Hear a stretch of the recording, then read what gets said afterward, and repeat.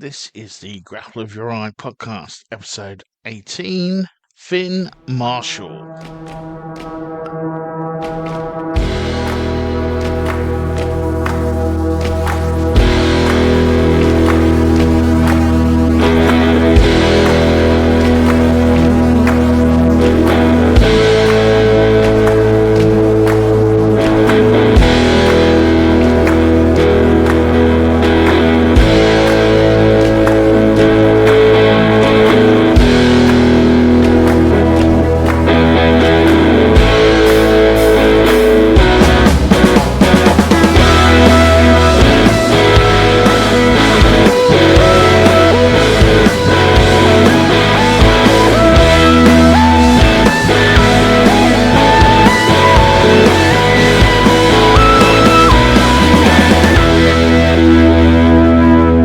Welcome to the Grapple of Your Eye podcast. My guest today is Finn Marshall.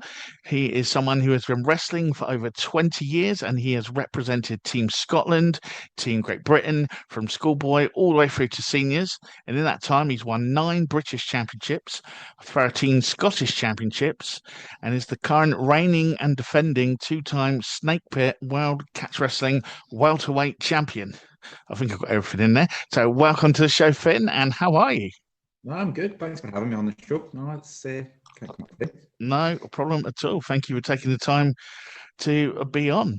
As I say, if you listened before, we normally have the sort of initial question is the same for everyone. Where did it all begin for you? Where did wrestling or martial arts or grappling in general begin for Finn? So it was when I was 4 years old it started for me. So I was very hyperactive as a child and was a bit of a torag. So it was the local sports centre in Cumbernauld where I stay in Scotland. Okay.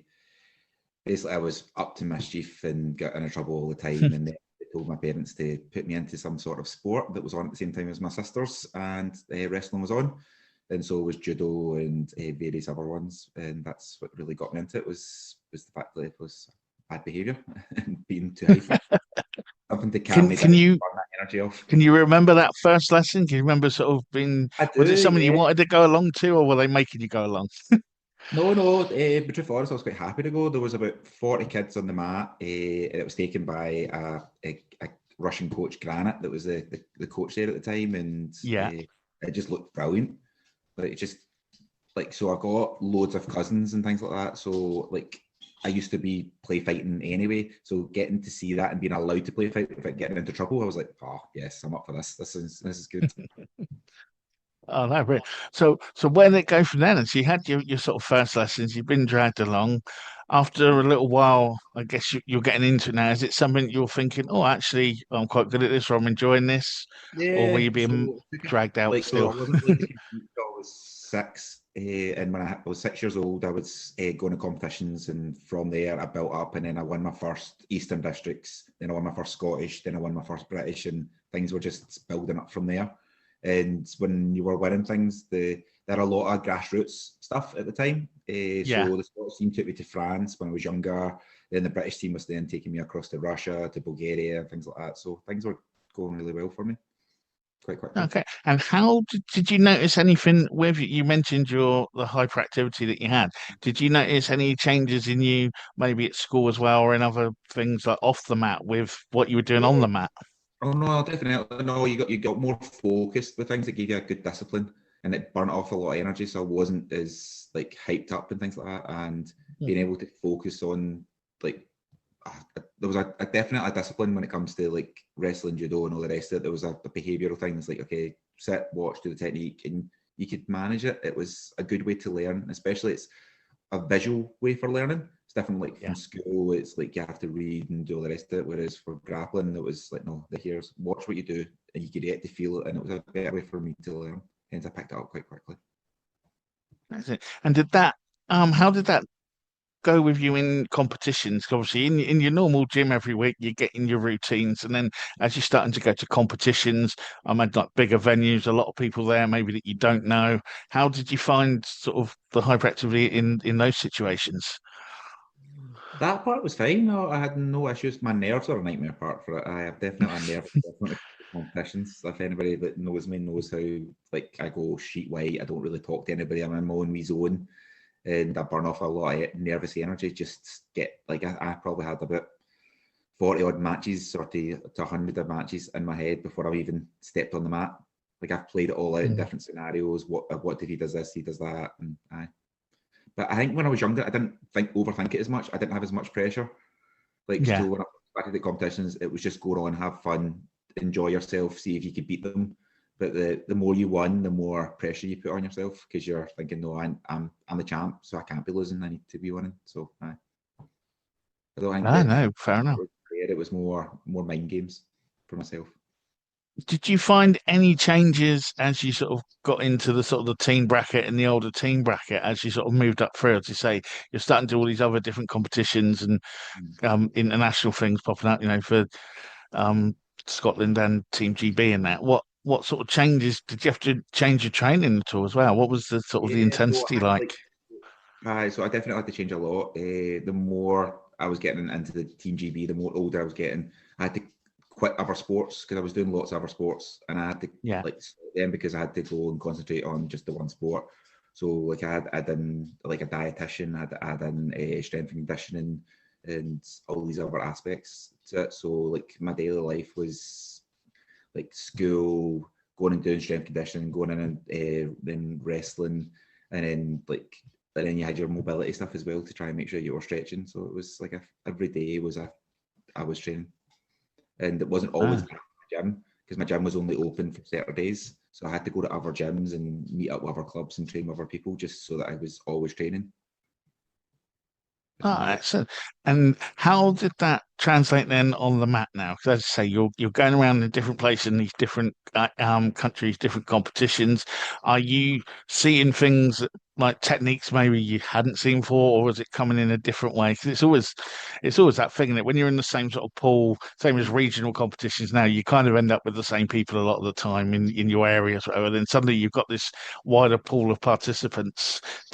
How was that for you? Did it open your eyes to anything in particular? Oh, it definitely did. So, because I had a variety of different coaches who did different styles, so it definitely worked for me. But I noticed that when I was going from like domestic competitions to international, the difference in the technique, and you could tell the technique from the country's region and what they kind of did. So, like your Eastern Bloc countries had a different style compared to your Americans and your kind of Canadians and things like that. You would go against the internationals and knew the styles. But it was always that jump between them. So like I remember the first time I went to Latvia, I got thrown about like a rag doll, and I was like, oh God, this is an awakening. And then the next year I won it because I was like, no, I need to work on this. This is not happening. I can't go and beat everybody at British and then lose and look like an amateur at an international. So I was like, no, on it.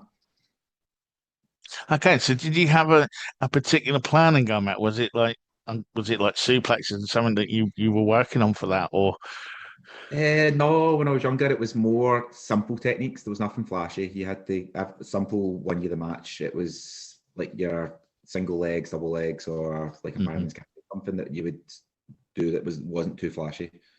You were like, because I have at the times have done suplexes, I have done that stuff, but that was more at domestic level. You wouldn't international. You had to be like no room for error. You had to make sure that your technique was sound, and it was always the stuff that was your go-tos, what you learned as a child, like your simple legs and single legs. Just get them right, and then you can take anybody down. So if anyone's sort of listening to this now, then who might be sort of that age, sort of teenage, I guess, looking at the different as the competitions are starting to open up in front of them, you'd recommend a sort of back to basics approach, get all that bit down first. No, 100%. If your basics are sound, then it gives you a good standing. No, definitely. I would go simple techniques, nothing too flashy, because the flashy stuff you're not going to get, and you're going to open yourself up for like counters. Whereas if you've got your foundations solid, then you're definitely going to do well. Excellent. Okay, then. So you're doing this now in your teen years, and then you're starting to move out into sort of the senior area of the sport. Again, any big jumps that you notice at this point? Because again, I'm sure I imagine a lot of people are getting bigger as you're moving up. Yeah. So there was a difference between like boy strength and man strength when you're like you jump between it. So my first senior competition I did at 16, so you could do it earlier if you had doctor's permission. So I got to 16 into seniors, and that was the big difference. Like Technique wise, there was a lot of seniors I was out technique, but the strength was just unreal. It's a big difference between a man's strength and a boy's strength. It was definitely, I noticed it. The minute you grappled and you locked hands, you're like, oh God, like I'll need to be more smart with my technique and open things up. Do it So my wee dog. what? Oh, sorry. That's right. So what sort of things were you doing or techniques were you bringing in to try and do that then? Were there certain, without giving away any too many trade secrets, obviously, because you want to keep your game to yourself. But I mean, were there certain things you think, okay, I've tried that didn't work, I'm going to try this instead, or It's just anything like that? It's just being smart with your wrestling. Like, it's not going in and trying to outstrength, snap, do all the big things that I would do for like the ones that were at my own age group. When I moved to seniors, like, create little bits of space, be patient, don't rush into things. Like, just wait for the openings, like set them up, like just create little bits of space, and then you can get in there and get your attacks, get your foundations, get your basics again. Because there was no point trying to, like, for example, you know, if you watch any freestyle young kids, it's all a flying mare across buttocks. They go grab that head and arm and they all try and throw everybody down. You're not going to do that as senior. You're going to get caught. You're going to duck under. A bit more tact to that. Like, they know how they're going to manage that. So it's being smart, like opening up space, like pushing forward with the head to then like, take the pressure off you to then be able to duck under or grab the legs when you need to. So, okay, so how is this going to develop? And so you've got there now, you're getting these ideas, you're noticing there was a strength, but you're getting older with the seniors and you're traveling a lot more. What sort of things, where are you traveling to? What are you picking up along the way? What's it like? Because a lot of people listening to this will kind of probably have that dream of like, it would be great to be on Team GB. And I know there's different, like the different tracks they've got nowadays, so they're trying to get people involved on it. But what's it actually like when you get there? What's it involve? What were the big sort of differences as a senior? Oh, as a senior, it was the senior life's different because you're also still working. You've still got other commitments in your life. Yeah. It's having to be a lot more committed. When you're a teenager, life's easy. It's school and then train. You're no tired that tired from school. It's different of going and doing. So I can sometimes do like a 12-hour shift and then having to make sure I have to go then train afterwards. There's a big commitment to it. You have to push yourself. It's unfortunate there's with Team GB, there's not many. I don't think there's any at the moment that are classed as full-time athletes. They don't get paid to train. Yeah. So if it was that case, then it would have been a lot easier. But no, senior life's, it's just all about commitment, pushing yourself, and it's just, you want to be there. Like, as a teenager, sometimes there's still a wee bit of force. There's still like, oh, I didn't have that because my parents weren't wrestlers, but I know there's people that their dads were wrestlers, and there's a wee bit of forcing them to be there. Yeah. They've not got the same commitment. They just do it because I'm good at it. I'm just here. My parents don't want me in the streets, so I'm just going to be here and I'll do this. Whereas when you go to seniors, it's, you want to be there. You have to be there. You're like, it's because it's your passion and you've got that drive a lot more. What about the training and the traveling as well? How was that? Because obviously, like I say, you're going to all these different places. Obviously, I'm imagining there's some sort of base camp there, but you know, how are you finding it? 'Cause obviously, people the challenges of like, you know, staying on weights and traveling and the wearing, because traveling sort of knackers people out anyway, let alone then having to be ready to fight and compete. See, because I done it at such a young age, I was used to it as a senior. It wasn't that far different. Okay. It's just more weight to cut because the older you get, you cut a wee bit more compared to what you did as a teenager. But no, it was not too far different. It was good to travel, less like, I don't know, less staff with you. That's more, you're more responsible for you. So it's like when I was younger, your dietitian and your meal plans, they were all prepped like out. They would take you to certain places to go eat. But when you're as a senior, it's not as much. You have to go plan your own food, plan all your own stuff. That's the only difference. But that's just commitment of making sure you've got it done right. It was like, we went to America with the Snakepit team, and like Andrea will tell you, there was a difference between me and some of the guys. Was for me having that experience of doing it with freestyle, Yeah. was I had my meals all planned out. I had all my stuff all prepped, like after training to make sure I had all my stuff to eat and like rehydrate. Whereas the guys didn't. Like, whereas for me, it just that was a natural thing to do because I've been taught at such a young age that you Young have age to. to do that. Yeah. That's good. So where did the because again you're wrestling for Team GB and Scotland, you're winning all these different championships and that. Where does this because obviously now you're a reigning catch wrestling champion as well. Were there other things you were trying at the same time? Did this creep in a bit later? Where how did you come across the sort of the catch wrestling? Oh, so it came from as a bit of a back bit. So Okay. trying to get partners in Scotland for wrestling for freestyle was as a nightmare. There's not many in Hmm. Scotland that do freestyle, so having to find partners is difficult.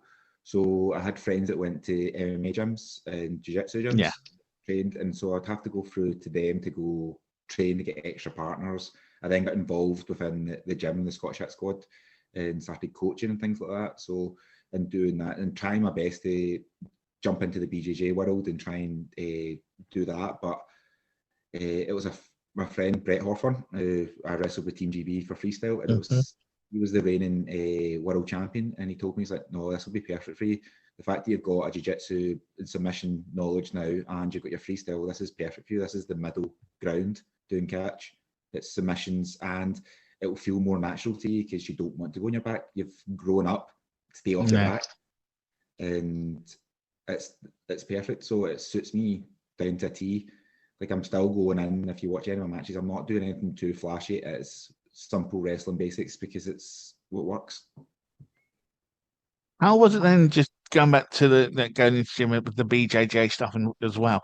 How was that for you? As you say, you spent your whole time being taught not to get on your back, and then probably the first lesson is right, lay on your back and try this. It's sort of how were the differences in the sort of approaches and techniques for that? How did it did it? Well, not It was it confusion, definitely, but you're going against what you've been training your body to do.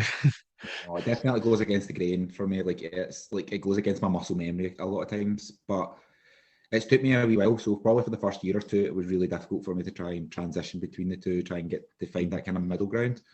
But since then, I'm noticing it's not that far similar. Like it's not that far different. Sorry, it's like there's lots of similarities, and you just need to notice them and how to tweak each of your techniques for it. So at the moment, Mhm. I teach a move for freestyle, then I'll show you. Okay, this is the tweak for catch, and then this is the next tweak for BJJ, so that I can keep Yeah. people. All it is just minor adjustments, and just so no, I'm enjoying it now. I don't feel that uncomfortable being on my back now. So it's still not my go-to, but I don't feel uncomfortable anymore because I'm not lying completely flat on my back. I'm still slightly on my side. I'm still So yeah. Yeah, 'cause I remember reading somewhere that a good wrestler never even sleeps on his back. So I imagine trying to do something else is can be off-putting. But okay, so we've got the jiu bit, you the jiu-jitsu bit. You're coming into now, you're trying the catch wrestling out. What were those initial sort of lessons like? Were you training with someone? Did you go down to the snake pit? Um, no, no. So I watched a lot of the kind of Josh Barnett and watched a lot of the Snakepit, sorry, videos and things like that, and yeah. I just picked it up from there. And I just trained in house. I didn't go anywhere because I'm in Scotland and Snakepit down in Wigan's a bit of a travel Yeah. zone. So it was all just in house and just working with different people. So I worked with a lot of the kind of my freestyle guys that I've trained with all my years. I just worked with them, and then I was doing rounds with the BJJ guys and the MMA ones, and just trying to stay. Not just all I was doing was when I was rolling with them or going against them, I was just doing catch. I was just trying to stay away from their necks, like not going in for direct chokes. I was staying off my back Mm. and just doing the techniques that work for me, and that helped me kind of bolster and get myself ready for. Because I went in straight in. First catch competition was Worlds, the first one I won. That's what I went in. So, but so have you ever been tempted then? Obviously, you're trying out all these different styles now. Has the MMA world ever tempted you at all? Because I mean, Oh, there seems to be a lot of carrots dangling that where they're trying to get a lot more, especially like this side of the world involved because they're looking for that next big name or whatever. Have you ever been sort of tempted to try any of that stuff? Oh, definitely, I'm tempted. I just can't strike. Yeah. That's my problem. But no, I'm definitely tempted. It's something that's on my bucket list. I'm going to do it before I'm 40. I've got another 3 years till I'm 40, so I'll do it at some point. Just because I That's can't. I always said. I would say I'd do it before I'm 50. We've only got 2 years left now, and I've just come back from the bum knee for nearly 2 years. So it's getting doubtful, but you never know. You never know. It's But enough. It's for me. With the way I do things, I need to be task focused. So I need to be. mm, I need to have a date set and for me to train for it. Like if I don't have anything set and a date, I don't have that same commitment. The decent part for when I was younger for freestyle wrestling, there was a competition every month, or sometimes there was like one every kind of yeah, weekend.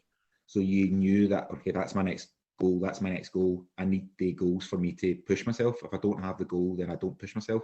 So I don't have anything lined up till the next Worlds. So I'm kind of like my training's just floating about at the moment. I'm needing something to push myself. yeah. So you need And something to focus on to aim at. Yeah, no, I've never that went makes for the perfect day one sense. because the owner of my gym's already said that I need to at least have minimum 6 months of striking before he'll even eye me up for a match. Match, So yeah, if he gave me a match, then I think I'd probably do it. See if he gave me one, he says, okay, at the moment I'll give you one for November. I would train my butt off for that. As long as I know I've got something set, then it's a target for yeah. me. I've got an excuse not to be training because I'm like, no, I need to meet that target. No, that's really good. And again, I like the idea of the target setting. That's what I'm trying to do now with like the similar thing as I say with the rehab on my knee. Now I've got a thing to do it, and that now that they know what it is and it's been done, I can actually do something. I just spent ages just being rehabbed off and all that stuff, and then I've had the MRI and everything. I can move forward now with something, and hopefully it will make a difference. And I totally get what you're saying there. But Mm. okay, going back then to the catch worlds. Did it really annoy anyone that you walked in on your first time and won the world title? I don't know. It probably did, but like it was, as I said, Beth Hoffman told me at the time, it's like, oh, it's something that would really suit you. You would know what to Yeah, do. Like picking up, like it's not like I've walked in as only as a freestyle wrestler. I've done jiu-jitsu, yeah, you've I've done done some other bits as well. yeah, Yeah, I've had several years of doing it, and I've worked with people like that fought in the UFC, Bellator, Cage Warriors, and things like that. So I've worked with people to try and get them ready for these events. So I've worked yeah. on the submissions. I've worked on different positions. Like it's not like I've been low level when it comes to submission grappling. That's good. And then you went back and won it the second year. Yes, I And did this indeed. year, Yep. you've got the third one where if you win it, you keep the belt. Yes. No one, I don't think anyone's done that yet, as far as I've looked up and researched and asked around. So this could be a not to put any pressure on, but I know. I'm what sort of sorry, what sort of prep are you looking at? Because obviously you've done it twice now, and you've got an idea of what it's going to be. Obviously, the fields get bigger every year, and the competition's getting bigger every year, and more international people. What sort of things are you keeping the same? What sort of things are you doing different as you're getting ready? So I've upped my strength and conditioning. I've got a guy Cammy that does my program and things like that. So I've definitely been upping it. Like my commitment for it has been like up and down, as I say, for my targets. But no, I've definitely since just after January, I've been really committed to it. And the decent part is I've got teammates who are training for British, and they're doing some of the program with me, and they're doing training with me. So it's good to have people with you that are pushing you at the same time. I've got no excuse not to be training because they're doing it as well. But no, Excellent. that's part of my goals is I'm coaching more at the moment, so I'm trying to bolster a team, and it gives me more training partners, which helps me for worlds because the more training partners I have, the more variety of movements, and it gets my mind thinking of, okay, if they do this, I've got this in the hand, instead of me just being with the same partners all the time. Yeah. So when did coaching become a thing for you? Because obviously, like I said, we've gone through like the wrestling side of it and all the different things that you've done there, and then obviously the jiu-jitsu into the catch wrestling. When did coaching become a you sort of thought, "Oh, okay, maybe I could do a bit of this as well." Also, coaching, I started coaching at 16. So the Trice Wrestling Club initially was like they started me doing the coaching program at 15, and then at the minute I turned 16, I was allowed to be an official coach. Okay. they did that initially for my that's for your digs, but it's for my training fees. So I would coach for my training fees, so I didn't have to pay, and it was a way of helping me out so that I wasn't having so much excess expenses and things like that. And I liked coaching. I really enjoyed it because it gets you thinking about your basics and your foundations of what movement. Because if you want to teach it, you need to teach it right, which then gets you thinking about your own bad habits. Like, okay, I step that leg wrong. That's not the way you should do it. Like, and gets you thinking, because you have to then break it down to people so they can understand, why did I put my foot there? What's the reason for that? Why is my head pushing up against the body and things like that? That's why I like it. It's beneficial for me, and also like to see how people do well with it and they develop. Excellent.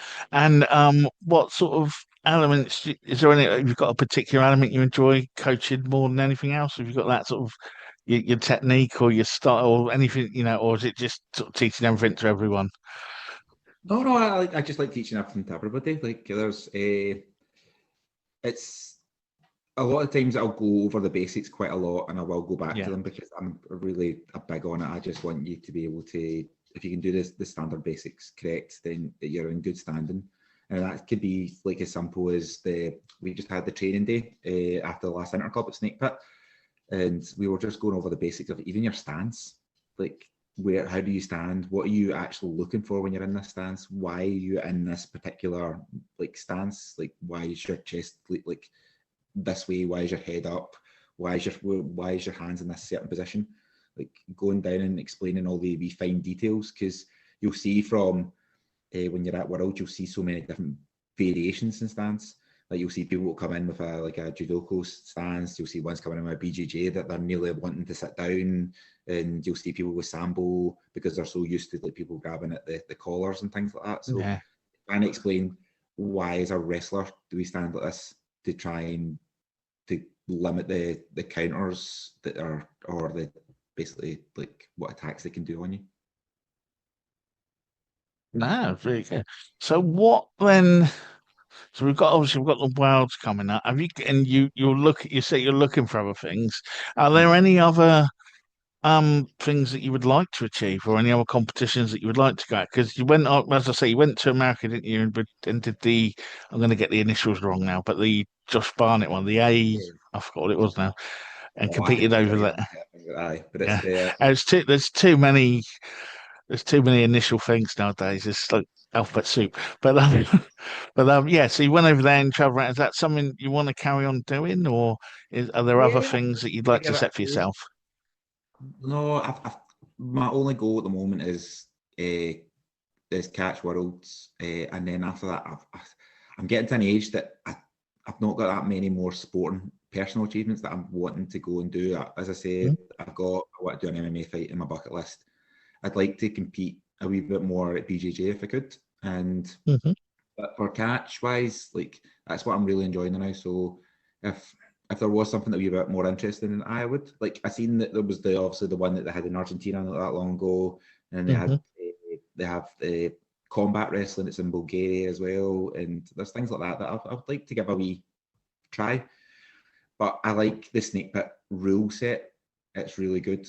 When we went over to Josh Burnett's, the rule set was different, and I really wasn't too much of a fan of it, because they were allowing direct chokes in the neck, and they had a 3-second pin as well, which is different. So it was that the direct chokes in the neck was obviously you're getting used to not doing that, and I've been training not to do that, and then to then go to America to get told, okay, that's part of our rules now, and I'm like, oh, okay, I've been training against that. And the resetting, they different. They reset into a collegiate stance for the side, So not resetting to the original position was different, because one of the matches that I lost, unfortunately, I had 2 submissions sitting there, and Was that the one where it looked like you had a chicken wing going on? Yeah. So and then they moved you back to the middle, and I remember that. I remember that's just done. Yeah. That was I thought that was a bit harsh. He was a better grappler in that sense, that the fact that he switched it and he caught me, and he definitely won it. But it was frustrating knowing that I had that and then getting reset to not the same position. Like, Yeah, two more seconds, you'd have been screaming out probably, and yeah. then yeah, no, I know exactly the one you mean because I remember moaning about that when I watched it. Yeah, no, that's okay then. So what then, what advice would you give anyone now, old or young? Because I say the wrestling thing is taking off. I mean, one thing we're trying to do at the moment we're down in Southampton, we've got our Neon Martial Arts Fitness.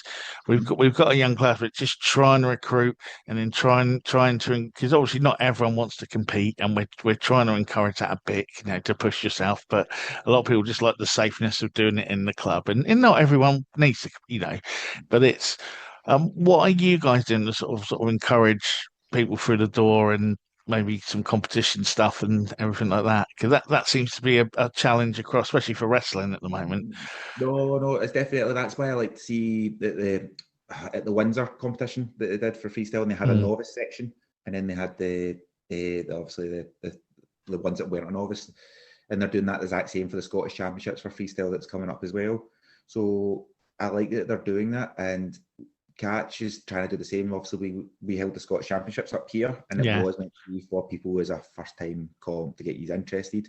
And then now Andrea and the team are all doing interclubs, so it's trying to get people to come and just try it out, be a beginner, see how you get on. No pressure. There's no cameras. There's no nothing. That's just you go and enjoy yourself. See how you get on. And then me and Greg were watching them and giving feedback and saying, okay, this is what you could work on, what you could do. And so you're getting instant feedback, and it's no all negative. It's like, okay, you did this well. You did, like, this is what you could maybe adjust on. So no, we got really good feedback on it, and I'm hoping to run an interclub up in Scotland, so I can try and catch the Scottish audience, because I know going down to yeah. Wigan is a bit of a travel. So I'm hoping to maybe do that close to the end of the year this year. So hopefully, if I do a competition and an interclub every year, then that will try and bolster the people up here. And I know Andrea was looking at she was looking at other smaller comps, if she could do them in different areas in England and over in Ireland. Yeah. Bolster.